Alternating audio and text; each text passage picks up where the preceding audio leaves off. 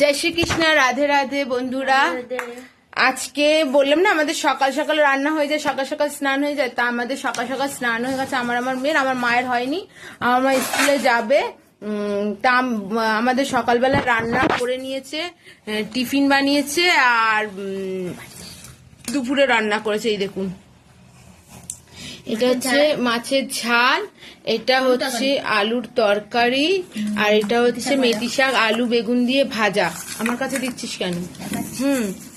আর আমার মেয়ে রুটি খাচ্ছে, আমার মেয়ে রুটি খাচ্ছে তরকারি দিয়ে। আর আমার মা ওখানে ভাত করা হয়ে গেছে। এবার আমার মা এবার স্নানে আগমনী হবে, কাপড় কাচবে, স্নান করবে। এই যে আমি এক কারি জামা কাপড় খাটের মধ্যে ফেলে রেখেছি, সেগুলোকে এবার পাট করবো। এই যে আমাকে মারছে, আমার মা কাজ করবে। আমার মা ছাড়া আমাকে কেউ ভালোবাসে না। আমার মা আর আমার মেয়ে হচ্ছে আমার জীবন। আমার কোনো বি দুঃখ কষ্ট হোক, আমার মায়ের কাছে এলে আমার মায়ের কোলে মাথা রেখে কাঁদি, তো আমার মা মাথায় হাত বুলিয়ে দেয়, বলে সব ঠিক হয়ে যাবে। মা বলে যেটা সত্যি ঠিক, মা জানে ঠিক হবার নয়, তবু মা দিলাসাটা দেয় না। এটা আমার মনের মধ্যে খুব বড় একটা, মানে কি বলবো, আস্থা ফিরে পাইছে। হবে, এই জন্মে না হলে পরের জন্মে হবে, হবে তো কিছু। যাই হোক, সকালবেলা আমাদের এই হলো, আমাদের স্নান টান হয়ে গেছে, সব হয়ে গেছে। এবার আমার মা যাবে স্নান, তারপরে যাবে স্কুল, টিফিন করে খাবার নিয়ে স্কুলে চলে যাবে। সেই আমার মা রাত্রি আসবে, কারণ আমাদের মা যখন এখন মাদের স্কুলে প্রোগ্রাম হচ্ছে, মাদের যখন প্রোগ্রাম হয় না মানে বছরে এইরকম টাইমে মাদের প্রত্যেক বছর ডিসেম্বরে মায়ের ছুটি হয় রাত্রি 10টা 11টা। স্কুলে মেলা বসে, সেখানে প্রোগ্রাম হয়, মাদেরকে থাকতে হয়। আর এমনি হচ্ছে মায়ের ছুটি হয় 5টা 5:30টায় মা বাড়ি চলে আসে। তারপর আমাদের সন্ধ্যেবেলা রান্না হয়। আর এই সময়টা হচ্ছে আমাদের সকালেও রান্না হয়, সেটা সকালে দুপুরে খাওয়া হয়ে যায়।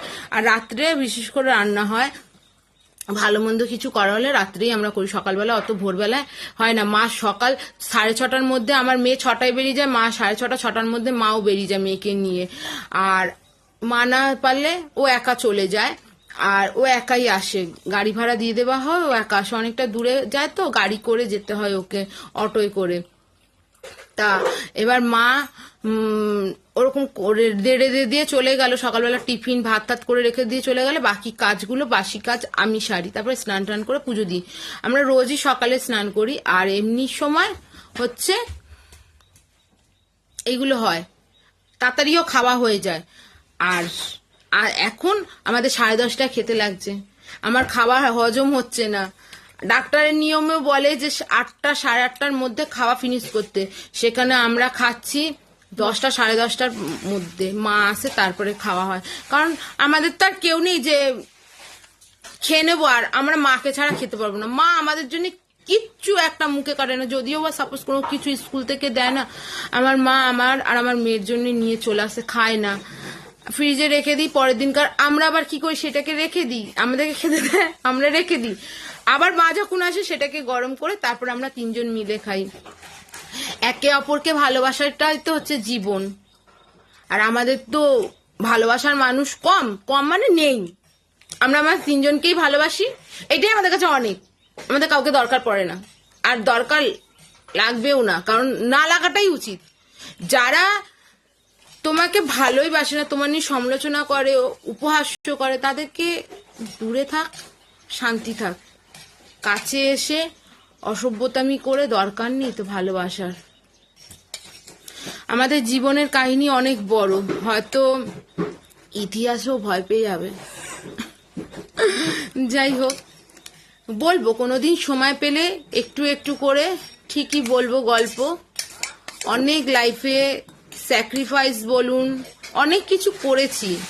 এখন মনে হয় একটু নিজের মতন করে বাঁচলে খুব ভালো। আমার মাকে বলি, তুমি তোমার মতন করে বাঁচো।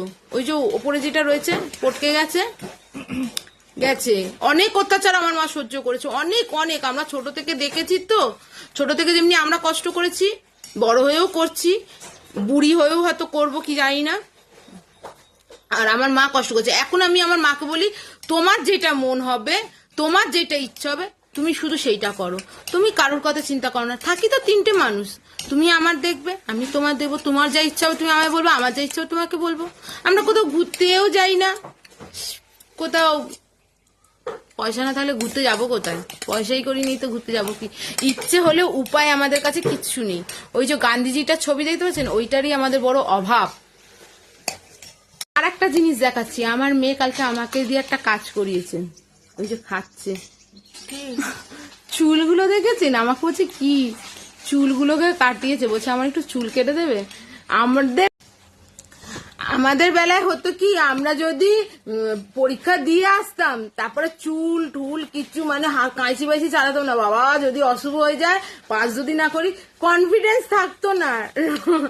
এদের খুব কনফিডেন্স, এরা পুরো বলে দেয়, মানে পরীক্ষা দিয়ে বেরিয়ে কোয়েশ্চেন পেপার হাতে দিয়ে বলো কি এইটা করেছিস ওইটা করেছিস, এই করেছিস, এত নম্বর এটা ছিল, এত ও কি বলবে আমি এত পাবো, পুরো বলে দেবে যে ও কত পাবে, পুরো কনফিডেন্স যে এত পাবো। আমার তো ভেতরে ওই কনফিডেন্সটাই হচ্ছিল না। কিন্তু আমি ফার্স্ট হলেও সেকেন্ড হলেও আমি কোনোদিন বলতাম না যে আমি ফার্স্টই হবো। রেজাল্ট যখন দিত তখন মনে করতাম, আমি নিজে হকচকিয়ে যেতাম যে বাবা আমি ফার্স্ট হয়ে গেছি, তাহলে আমি টিকিট আর সবই লিখে এসেছি। লিখে এলেও কনফিডেন্স থাকতো না। এরা লিখে না এলেও এদের কনফিডেন্স আছে নাম্বার পেয়ে যাবো। বাট ও লেখে মানে কোনো কিছু যদি একটা বলে ওখানে 10টা লিখে আসবে। যদি বলে যে একটা বেলুন আঁকো, ওখানে 10টা বেলুন, ছোট বড় মেজো সেজো সব রকমের বেলুন এঁকে বলবে যে কোনো একটা তো ভালো হবে, একটাতে তো আমি নাম্বার পাবো। ঘুড়ি আঁকতে বললে, একটা ঘুড়ি আঁকতে বলেছে, এটুকুনি এটুকুনি এটুকুনি এত বড় সব এরকম ধরনের ঘুড়ি এঁকেছে। আনছি হ্যাঁ রে, যখন আমি খাতা দেখতে গেছি তোকে ঘুড়ি আঁকতে বলছে, তুই অতগুলো ঘুড়ি কেন এঁকেছিস? বলছে ওরে বাবা তুমি কি এইটুকুনি বোঝো না, যে কোনো একটা হলে তো ভালো হবে, সেটাতে তো নাম্বার পেয়ে যাবো, সেই জন্য এতগুলো। ওরকম বেলুনের বেলা এরকম, পদ্ম ফুলের বেলা এরকম। যখন আমি বলছি হ্যাঁ রে তোকে এখানে বলেছে 5টা কোয়েশ্চেন দিয়েছে, বলেছে যে কোনো 4টের আনসার দিয়ে তুই 5টাই লিখেছিস, হ্যাঁ যে কোনো একটা কাটা যাবে, তার জন্য একটা রয়ে যাবে। আমি সেরকম করলে কি তোকে নাম্বার দেবে? যে কোনো 4টেই দেখবে, বা 4টের মধ্যে যদি 4টে যে পরপর থাকবে, যে কোনো একটা যদি ভুল হয় 4টের মধ্যে, তাহলে তোকে 3 নম্বরই দেবে। তুই ভাবিস না যে তোকে 4 নম্বর দেবে বলে। ওরকম বললে হয় কেন? আমি যে কষ্ট করে লিখেছি, তুই লিখে এলে কি হবে, যেটা নাম্বার তো সেটাই দেবে। ওই বোঝানো দুষ্কর ব্যাপার। সেই জন্য পুরো ফুল কনফিডেন্স আছে যে আমি পেরে যাবো। ভালো তুমি পাও, আমাদের কনফিডেন্স ছিল না, আমরা পেতামও না। টাটা, পরে বাকি কথা আবার দেখাবো।